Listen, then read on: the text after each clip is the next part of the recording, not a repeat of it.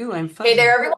Welcome to From Stuck to Scaling. This is your $1 million journey. I'm Sharon Fuller, and today we're talking about something that can make or break your business, and that's hiring the right people. So let's be real, hiring sucks when you do it wrong. You waste time, you waste money, and you waste energy on the people who don't fit or don't get it and don't stick around. But when you get it right, everything changes. Your business grows, your workload lightens, and suddenly you're not the only one keeping the wheels turning. So, that being said, my guest today is Jennifer Scott. She is the founder and CEO of HireEffect. And it's really funny, Jennifer, because here in my notes it says HireEffect TM. So that must be trademarked. And I love that. If it Yes. is, it's nice, bold. It let me know. So she's been helping entrepreneurs build solid teams since 2007 and knows exactly how to attract, hire, and keep great people without the drama. So we're going to break down how to stop your hiring nightmares before they start, find the people who actually get it, and build a team that supports your vision instead of draining your soul. And as always, if you've got questions, send them my way. If we won't hit on them during the episode because this is pre-recorded, but we will, I at least will be, hopefully Jennifer will be here during the episode to respond to chat why it's going. So let's go ahead and get into it. Welcome, Jennifer. Thank you so much. I'm really excited to be here, Sharon. I'm Mine very too. I'm fuzzy actually, though. I'm fuzzy. No, I am. I don't know what's going on with the. Fuzzy to me, so that's a good Okay, thing. good. Well, Hopefully you it's can a cut that part out. no, it's fun. No, I keep it all. Hopefully, all that matters here is me. It matters what I'm recording. I'm just kidding. It's what I can see. It's my record. Just kidding. Excellent. I was actually really excited to have you on for this because I've been talking about this with almost everybody. We were at Appy Camp together, and so much of our industry does not handle anything HR. And my firms have always had HR options. And when you go to talk to accountants, you can't really like talk to them about it. They're like, we don't do it. And we didn't really get to sit down and chat during Appy Camp. So I was like, yay, I'm actually really excited about this. So Well, thank you. thank you. And you're like the perfect person for this as well. I've been doing it for a long time. Well, tell us real quick, like just a general idea of Hire Effect and what you do. So we have a really good idea. Okay, sure. Well, I'm a lifelong recruiter. I connection is my superpower. So, helping people identify other people in their extended network that they should be having a conversation with, and why would they know that? So I loved that. And I sort of fell into recruiting on the agency side. I went into corporate. I went out on my own after sort of having enough with corporate. That was enough red tape. Um, and I started my business in 2007. It was just me at the time. And I say that I was before my time because if you weren't in Texas in 2007, you didn't know from culture at Southwest Airlines. Nobody knew about Zappos. What was Zappos in 2007? I mean, LinkedIn was barely a thing, right? So my goal was to help business owners, founders, small business owners how to hire for culture and core values fit instead of just skill. Because most people were hiring for skill. Of course, at the time they were like, yeah, that sounds great. Can you just fill this job for me? Yeah. Yes, I Yeah. can. And that was You're like, fine. And yeah, that's it'll be vacant for you too, right? right. So, okay, all good. Um, anyway, lots of things happened along the road, and somehow, and I won't go, that's a whole different podcast. Um, we started offering things besides recruiting. So we offer now bookkeeping, payroll, HR, and recruiting for founder-led businesses. Love working with entrepreneurs. I'm a Goldman Sachs 10,000 Small Businesses alum, and it has become my absolute passion to support small business owners. So, I love that. I was just telling you this before we started, but my firm is, I love HR. I am the HR nightmare. When I worked in corporate, I got called in all the me time. too. Marion, you're, you're a liability. I'm like, I know, I'm sorry, but especially in this day and age, it's just my mouth, right? Oops, I said that wrong. Anyhow, but I love HR because I love the black and white of things. And as I got older, I love people and I love the new culture of handling mental illness and stuff. I'm really into that. So I've always loved it. So my firms have always had a like just a little bit, because I always felt like I had this thing like if you own the payroll, you own the relationship because they're like, I can get my books done anywhere, but almost nobody does my payroll, my HR, my onboarding, right? Yeah. Like, I feel like that's the thing. Yeah. And it's interesting because we started in recruiting. And so the foundation of hiring for values, fit, and culture alignment was in our DNA. I mean, that's all I built my career on that. So being able to help now in all of that back office accounting services, business back office processing, all the things, but to include the HR component along with the payroll component. And then of course to be in the recruiting space, which is that's where I play. It's super rare, especially for what you're doing is so unique because you'll get a lot of all they do is recruit and you're like, hold on, I can help you hire and I can do all the things. So you're like, so you're the accounting industry superwoman. I'm getting you a belt. I don't know about that, but thanks. We do it all. We do a lot. We don't do it all. But if we don't do it, we generally know someone who does, and then you can have them all the things. Yeah, no, Like I we don't totally do get it. tax. Yeah. Oh, okay. Okay. Well, I don't blame you there. Tax a whole other hurdle.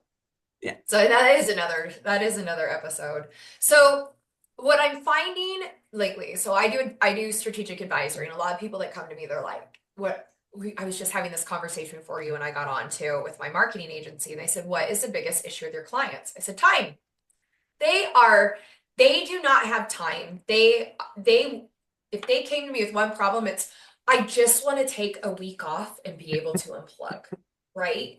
And they're scared to do it because accountants don't like change and we don't trust anybody. But they're stuck. They don't, and you can't keep going like that, right? Right. Right. So, and they need to hire someone. So, my first question to you is hiring really feels like a gamble. It feels like gambling for business owners. What is the biggest mistake that you've seen these business owners make when it comes to hiring someone on? So it is a gamble. And when you're not prepared, it's a 50-50 crapshoot. I mean, it just is. There are ways to prepare and avoid some of those major mistakes and pitfalls. I think the biggest mistake I see founders make, business owners, entrepreneurs specifically, is they like to hire people who are just like them Uh, because it's comfortable. yeah. The issue there is you don't need another you. You need I mean, sometimes you do. Sometimes I do wish I could clone myself. That's a whole different conversation, but really you need someone who can balance I know you. a guy. Just kidding. You need someone who can balance you so that if Yeah. you excel in being the outward face, if you excel in the sales process, if you excel in the client communication and all of the things, culture, then you need someone who can do the operations, Yeah. right? You need someone who is going to ground that energy. Most of us entrepreneurs, we're visionaries. We've got 1,000 ideas. Four of them are probably good, but we love them There's a all. spot there, they're like, yes, tell Sharon to slow it down, man. But that's what we do, right? Yeah. So I feel like a lot of people, especially in their first few hires, hire people just like them. You lose the diversity of thought, you lose the diversity of skill set, you lose the different perspectives that really make a great culture inside an organization. I get that. And then I have two things that I want to piggyback on that I think that are in line is if you hire someone just like you, they're gonna want to do things their way. And if like I am very type A. In fact, I have a thing that says, I'm not really a control freak, but can I show you the right way to do that? And that is so me. But if you get another me, doing that, you have a problem because we Yes. both have a way we want to do it. And not only that, if you're so amazing and you're running your own business and you're doing your own thing, you hire another you're they're gonna want to go to do their own thing after they work with you. They're like, all right, I'm gonna do this on my own. You're probably gonna lose them quickly, right? Well, maybe. You run the risk. Not everyone has the ability to go out on their own and start a business. Yeah. So I think it depends. And I love hiring people with an entrepreneurial spirit because they're going to run their own piece of their business that Yeah. happens to be under our umbrella, but they're totally in charge and they have the autonomy to do what they need to do with their clients. So I love that entrepreneurial spirit, not necessarily someone who wants to go build their own business. And there's a Yeah, difference. yeah. Or the ones I even really like finding the ones who are like, look, I did I'm it. I've done. had my own. I am done. I just want to come in and do this piece that I absolutely love Yes. and get paid and go home. I don't want to be worried about if somebody didn't get stuff done. I'm like, okay, cool. But then I tell them, if you decide you want to get back into this, just tell me. Right. Yeah. Don't steal clients. Like, let's figure it out because especially when you have people that are close to your clients, if they leave, one or two tend to leave with them. And I'm like, we can figure that out because I'm not going to make a client. If they love you that much, that's amazing. I found you, go on. Anyhow, that again is another Yes, episode. a whole other story. That is a huge scary part why business Yeah. owners don't want to hire people. They're going to steal my So stinking clients. yeah, there's a thing though, right?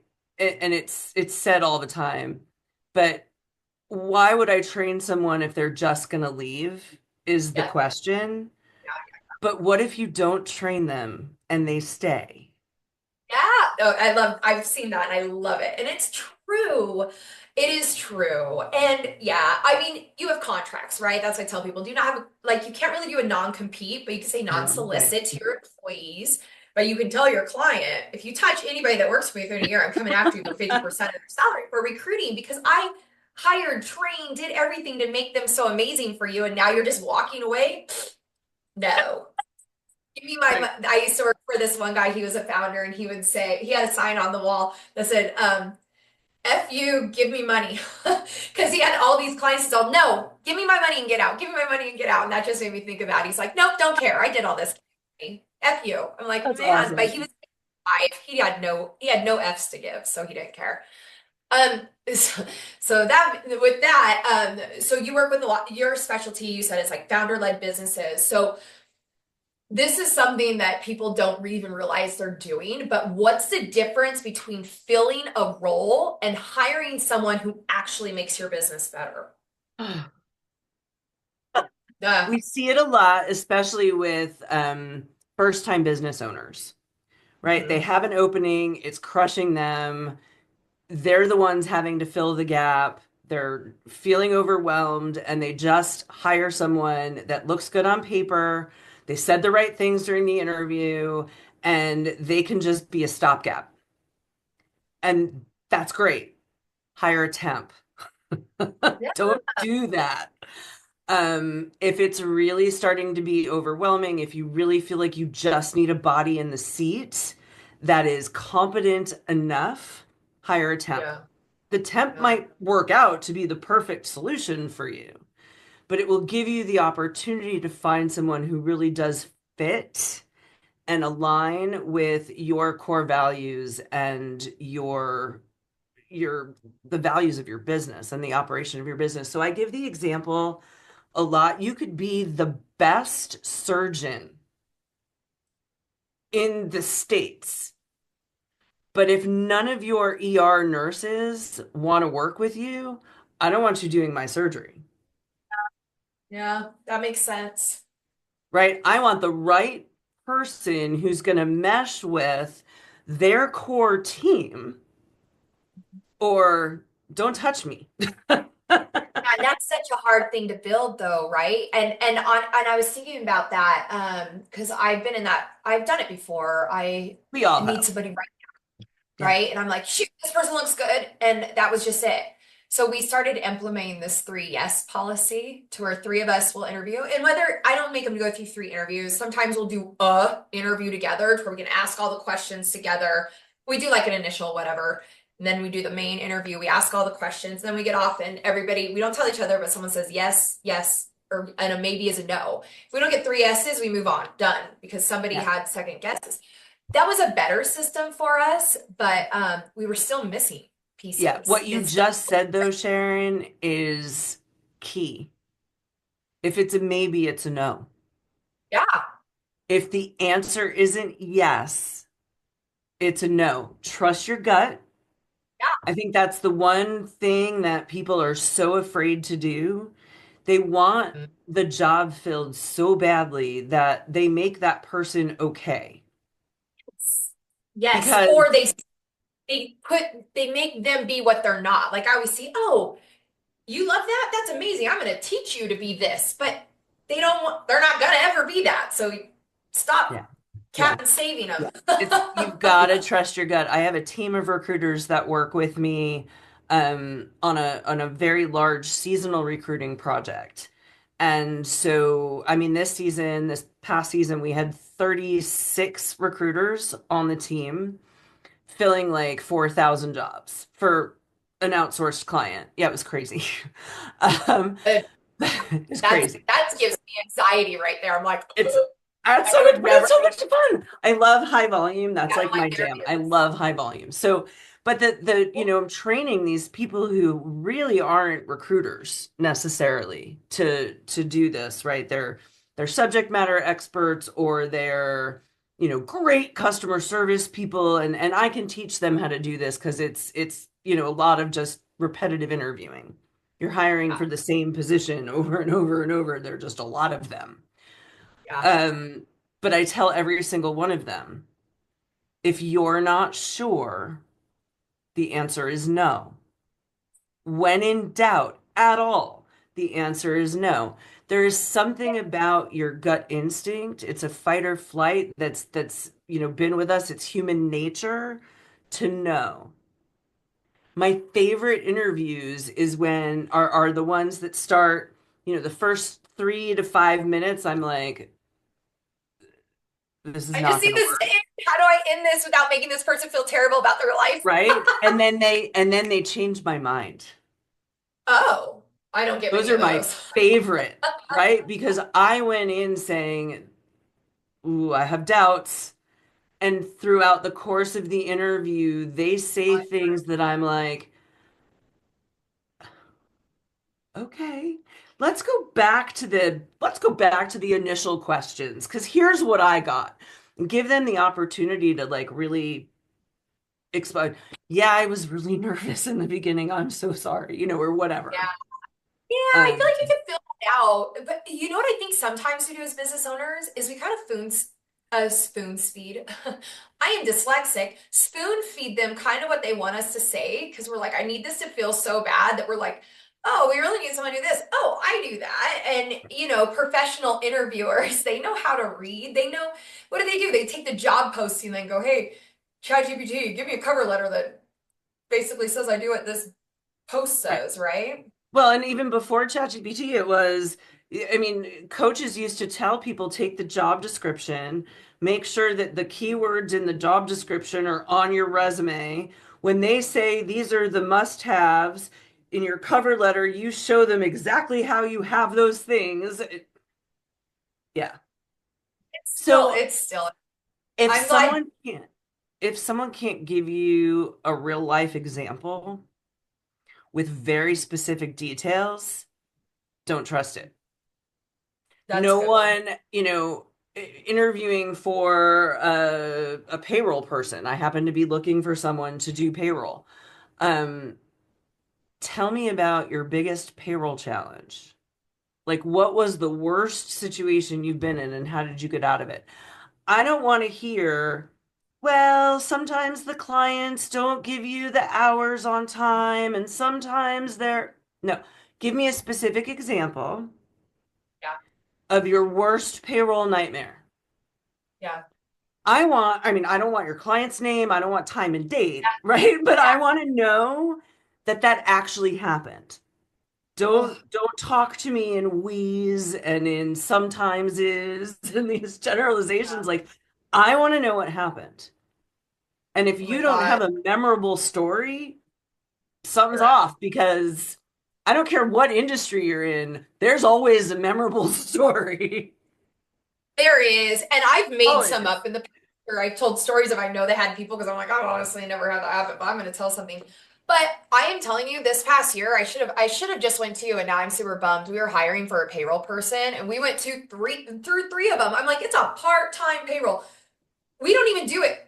We're using software. Like how are you not like we I don't even understand. And then I'm like, forget it. Nope, we figured out a way to do it efficient and have someone else on the team do it. But I'm like, if we go to hire that again, I'm going straight to you. I'm not doing it.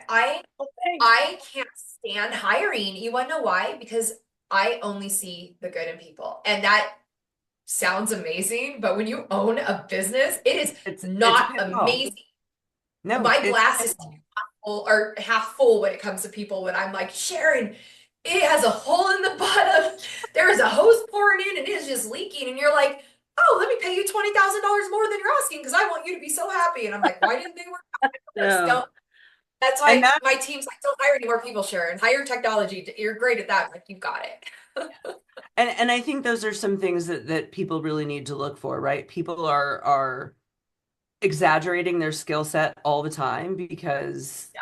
I mean, that's also human nature. Doesn't mean they didn't have it, but they might not have it as much as they say. Um, the other thing that drives me crazy, especially as a third party recruiter, well, I would never tell this to my supervisor, but Oh, um, why would you know, he? like if you start trash talking your former employer and you Yeah. preface it with, I would never tell this to the actual company, but I got news for you. Like, Yeah. no. Um, My first question is why? Is there no communication? Are you a bad communicator? But then I'm also thinking, are you coming from a toxic environment? But then in that case, are you bringing that toxicity in with you to this role too now? Like that's a big thing, right? it is. And there's always three sides to every story, Yeah. right? What you think, what I think, and somewhere in the middle is generally the truth because you know that picture of like the two people standing on either side of a six or a nine, depending on how they're looking at it. Yeah. I mean, you're both right, Yeah. Yep. Yep. There but is if the yep. everybody's No, wrong, how can anyone be right? yeah. I love So that. And it's, in hiring, yeah, you're never going to get the second or third story. You're only going to get the one, right? So is that it? Leading into that, I know I'm so good. It's like I'm good at leading into the questions. It's real weird. What are red flags? So if I am interviewing someone, which apparently I have a problem over here, but I feel really good knowing that you said my maybe rule is awesome because you're the pro and I've been doing something right. So I feel good about that. But what are red flags aside from you said no personal, if they can't tell a personal story, they're trash so talking, they're bad. Yeah, trash talking, not taking responsibility. One of my favorite questions is, and I'll say it like this. I know no one wants to talk about failures or mistakes, especially during a job interview. I totally understand that, but we're all human. What was one of the biggest mistakes you made on the job, and how did you handle it? If someone can't tell you where they failed, they are not self-aware or and they're lying to themselves. I mean, I don't know a human that has never made a mistake at work. yeah, I yeah, own it. Listen, yeah, own it. But if you're not self-aware enough to tell me about it, or you're not confident enough to tell me about it, you're not going to be in alignment with our values. yeah, yeah. We absolutely embrace accountability and drive change. And if you can't own it or you're not confident enough to tell me about it, you're not going to be in alignment with our values. I love that. So that I think is the other thing is people only looking at skill set and not looking at core values. Skills can be Yeah. taught. Well, some You people know, don't even have it. value. They don't even have core values. They don't, that was the next thing I was going to ask you. What about an entrepreneur that's just been working alone and they don't know their culture? They don't have a core value. How do they define that to bring in the right person? They have a core value. They just don't know it. They just haven't expressed what that is out loud yet. But your core values, those are the things you're born with, or you learn at an extraordinarily young age. Your core values are sort of who you are at your core, right? It doesn't need to be a big statement on the wall, especially if it's your first or second hire. You're just building a culture, Yeah. but you've got your values. Yeah. You know what's important to you. Gave me And chills. those are and those are the things that you need to pay attention to. And for me, values need to be actionable. Yeah. So, Yes. integrity, listen, that's like your base entry. That's like the audition, right? Um, Authenticity. Okay, that one's a little bit, but what's the behavior behind that? Yeah. Right? So our values, for example, for our company are they're behaviors. We put people first. And then there are some examples, right? We are technology forward.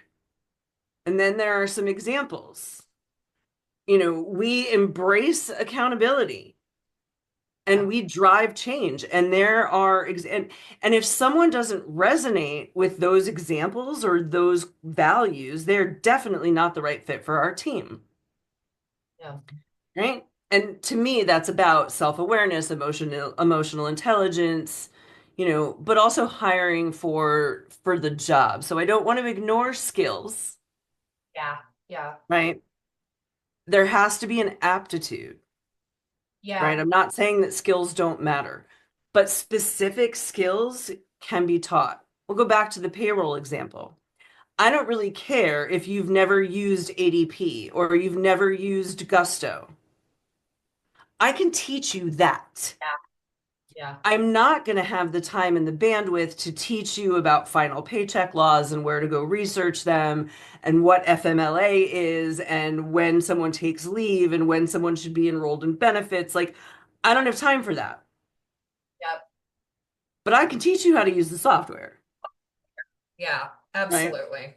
But I think also hiring for culture is hard because we make it hard. I think if you ask the right questions, you really get at this person's going to be an awesome part of my team. So it's definitely the questions that you ask. I mean, yeah, in your gut, right? I'm going to go back to that gut instinct. But yes, So it's in I your do think you have I to ask the right questions, and they're open-ended questions. They're not yes or no. I was thinking Um, there's a business model in sorry, my brain's always thinking of the different business models, but there's a whole business model, and I don't really need a recruiter. I just need somebody to interview me, what I'm looking for in my company, what type of role I want, and I need you to draft me what I should be asking these people what to look for. Like almost I'm customizing how you guys go to the interviews and you hire. This is what you should ask. This is what you should look for. Like there's like a whole little business model in there, right? Which you we probably would actually appreciate. do that. Yeah, we actually do that for our retained search. Oh, Where and you have to, right? I built my career around hiring for values and culture fit. So if I don't interview you and find out what makes you tick and what's really important to you, I'm not going to find you the right person.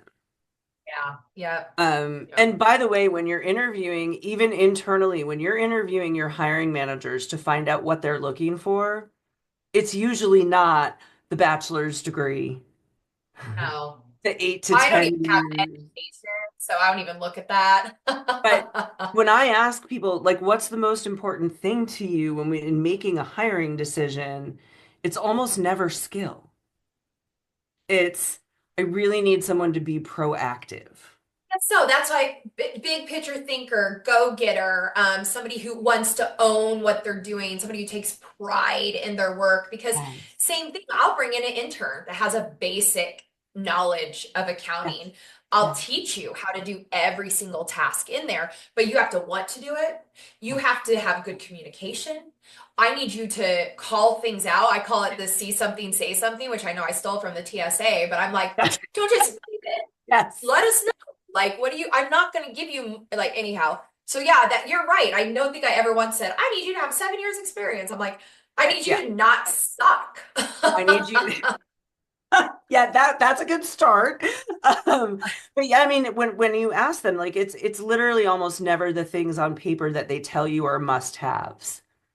Yeah, So really understanding, and I think you nailed it, Sharon, earlier, what do I need versus what do I want? yeah, yeah. Because they're not always the same thing. You know, No, what and as a professional, like as the third party outside looking in, it's almost never what you think you want. no. I And I I know agree. that because I will send you 5 resumes of exactly what you said you wanted, and you will come back and say no. And I'll say, okay, well, Yeah, tell me where we missed the mark. yeah, Oh, well, you said you wanted that. So let's talk about that through a little bit. Like it is almost never what you want. The other mistake I see people making all the time, and this will help, I think, eliminate the volume of candidates that you need to review, is that you post a job description on whatever website, web job board, whatever you're posting. Job description is a legal document. It's not an ad. A job ad is marketing. Yes, you want to attract the right candidate that's going to align with your values. How do they know if you're not putting them out there in the ad? You would know, yeah, I probably wouldn't put my values in a job description. A job description is, you must be able to sit, stand, type, talk on video, whatever. Um, and other duties as assigned, right? Nobody wants a job where other duties are assigned as a major bullet point in your tiny real estate in a job ad. That says to me, as a job seeker, you don't know what you're looking for. yeah. You're That's true. going to make And me you're do all probably the grunt work. gotta be set up to fail, right? That's the flip side. People are they're really looking at it from what I need, and they need to remember, like, especially we've had a change in the market, right? In the hiring. And it's not like it was years ago when you're applying for me. You tell me why you're there. They're actually coming to you going, I don't really know where I want to work. I'm trying to fill you out. I'm interviewing you. I have 7 of these Yes. interviews, right? And they want to know that, like, the one thing I get is, am I coming in? Am I gonna be set up for failure? Because when I work for like I've had somebody say this, when I work for small companies, I come in, there aren't system in place. They just want you to hit the ground running is a scary word. Even Yes. though as entrepreneurs, we're always like, we need somebody who's going to hit the ground running. I'm like, and I used to do that too. And we want that, right? But if you hire somebody to hit the ground running, you have set them up to fail because 9 times out of 10, they're not going to be able to. They're worried. They don't know what they don't know. And if they were to hit the ground running, most of them start their own company. So when I see that, like, unless you're paying for a high level director, I need you to come in, set up this department. We've got nothing in place. But Right. if you're like, I need a bookkeeper, hit the ground running, like, No.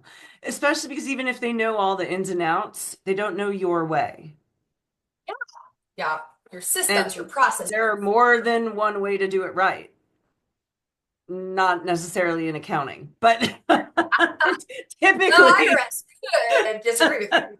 No, I get what you're saying. Like, we can get to the end in 4 different ways. Because my way is I'm like I said, I'm very, like, processed and documented, and how I do things. Some people on my team are like, sure, and I can't do it that way. I said, look, I don't care how you do it, as long as you hit these key points, as long as it is documented, this gets done, this gets done, this gets done, and at the end of the way, we can measure it. Get there however you want, as long as we get to this end goal. And you do have to make kind of concessions for that because not everybody thinks the same. So, Correct. But I would put something like that in the ad. yeah, You know, absolutely. that's one of your values is efficiency and process. I mean, that's obvious. But you would put that in the ad. Yeah. I need someone who appreciates technology, who cannot work inefficiently. Like that would where that would drive you crazy. I remember looking for an onboarder for our accounting team at one point, and my ad led with, "Are you the kind of person that loves solving puzzles? Okay. Can you Are you the first one to find the zero in the sea of O's or the three in a sea of whatever it was? I think five, I can't remember what the Five numbers through were, right? Um, the L in the sea of I's, right? Um, does unraveling jewelry knots or rope knots just, you know, You're looking for problem solver, big picture thinkers, yeah. right? Do you love untangling all this crap? Have you ever seen a journal entry coming into QuickBooks from ADP for the first time? Do you remember what that felt like? What is this? What, right? And so I want someone who's going to be able in our onboarding team who, is not afraid of cleaning up the messes. We have clients who occasionally will come in, they haven't, I don't know, they haven't filed taxes since 2022 and their books are a mess or non-existent. Well, if that's going to stress you out, I don't care how good of an accountant you are. If that's going to stress you out, you're not the right fit for this job. So Yeah. putting those pieces out there in the ad, I'm not going to put in my job description, you need to be able to, find zeros in O's or, whatever. So But there's I a can put big that out in my ad got you. and So attract the right person. I'm yeah, not trying to that be is everybody, right? so we've identified how to attract the right person, what's important in the job ad versus job description, identifying your core values. Like I feel like we've really, really covered what you need to do to start hiring. Let's talk about retention. You hire the person in, they're great, they're amazing, and you think everything's going fine. Then they're like, hey, so I'm going to give notice. I took a job elsewhere. Right. What I do?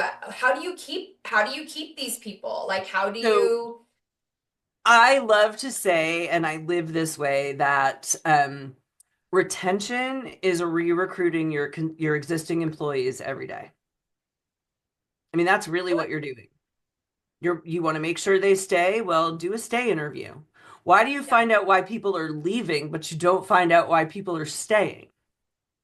yeah, yeah. Have one-on-one regular conversations. Understand what their career path looks like or what they want their path to be. Understand what motivates them. Money doesn't motivate everybody. No, no, that is accurate. Recognition with the add a girl pat on your back doesn't motivate everybody. More work doesn't motivate More work everybody. doesn't motivate everybody. That motivates me. I'm like, oh, I get the special project for free. Yay, you think I'm great. That's my Gen X mentality, right? It totally is. It totally is. And but people are motivated by different things. So one of my favorite questions is I will ask on a scale of I'm going to give you a list of 5 things. Okay. I want to know from you what is most important to you about accepting your next job. Is it money, recognition, challenge? I can't remember what they all are right now, but it was like money, recognition, challenge, or environment. Maybe it's just the four, not the five. It's been a while. Um, Potential for growth or something. if someone says to me, challenge, that's the most important thing to them. And I look at their resume and they've had the same job, maybe not even for the same company, maybe not, whatever, but they've literally done the same thing in their career for the last 10 years. And they're telling me challenge is at the top of their list. Mm, I don't think so. Because you've not challenged yourself in the last 10 years of work. I don't Stability, understand, honey. right? Stability. Stability is more likely. If Sounds like someone's environment. pace, right? If they're taking the Environment same job. could be environment. But it's like that speaks volumes to me, Uh, right? In ooh, I love self-awareness, this. I love the in psychological piece of this. I'm going to start reading resumes for fun. no, I don't recommend that at all. You might really want to put your head in the sand Habits after pick that. up on the weekends. I can give up Kino and just read resumes. I'm like, hey, I found a good one for Oh you. my goodness. It's amazing what people will say. That's another thing. It is amazing what people will tell you if you let them. I know that. I So know that one. I Like, no take your joke. OnlyFans off of here, honey. This is not for a bookkeeping role. Let's read. I am messaging you to say you need to, or the best, my favorite thing, the emails. I'm like, who told you? You're using your AOL from high school or just like something completely Right, inappropriate. I'm like, go get a free Gmail. What are you right, doing? right. What are you But doing? So early crazy. on in my career, and I was hiring for an hourly, non-exempt, I think it was a customer service job, but any hourly role, right? And I asked the candidate, so what do you think is a fair attendance policy? And she was like, well, what do you mean? I said, well, okay, how many days off in a month do you think is acceptable for someone to be out? 5. A Okay. month? A month. That's what She I was can't like. So you believe, and you've got to keep your composure, right? But like, so let me just clarify. You believe for it's the employer okay. or the potential employee. This was the potential employee. I was Oh. interviewing a candidate, and it is amazing what people will tell you if you let them. Give them an opportunity to talk. So I asked the question, she asked a clarifying question, I reframed the question, but I'm not giving away any answers. You alluded to that earlier, right? I'm not going to tell you what I want you to say. What do you think is it? How many times is it okay for someone to miss work in a month? 5. Okay, thank you very much. No, You may want to be a freelancer on Fiverr, which there's nothing wrong with, but a full-time W-2 yeah, job is not for you. right. So asking the questions for the things that really are important to you. So it's so critical to know what you want. And then once you hire someone and you are working to retain them because you want to keep top talent, continuing to ask them to tell you. Give people the opportunity to talk to you, to That's even if it's got nothing to do with work. What's going on with yeah, your family yeah. right now? Like, how are your kids? What's new? Oh my God, Ask I them saw more your about picture of your your cat. That was the cutest cat picture ever, right? Get to know them. Trust is the number one reason people leave. They don't leave jobs, they leave their managers. characters. Oh, And it's 100%. because of a lack of trust or a broken trust that's there. Yep, yep. Um, Terrible.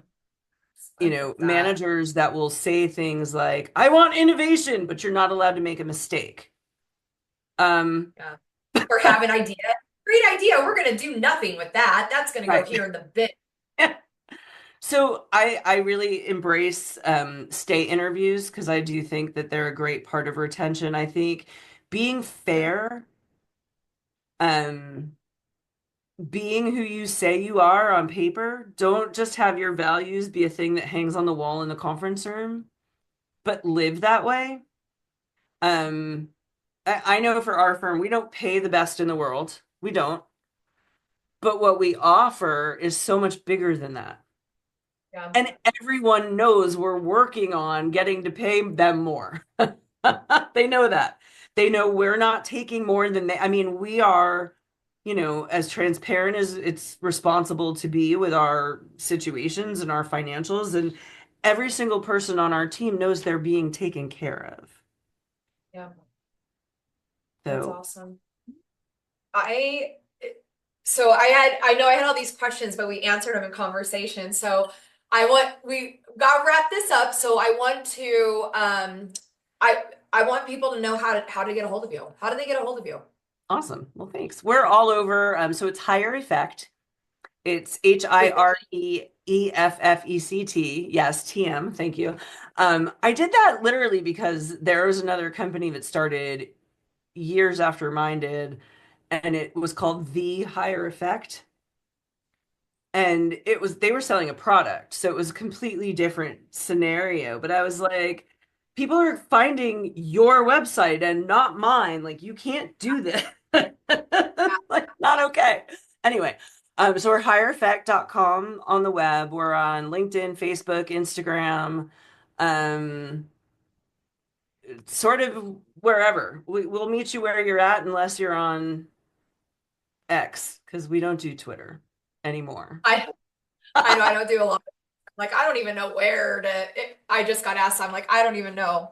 Well, that's gonna be a wrap on our show. And I just want you, I went longer on this one, but I want you to know that I don't care if no one else got anything from this. I actually am taking something away from this conversation. Like, you got Mm, my brain going. And I have like two or three things that I am excited to actually go write down and work on. So this was actually, fabulous.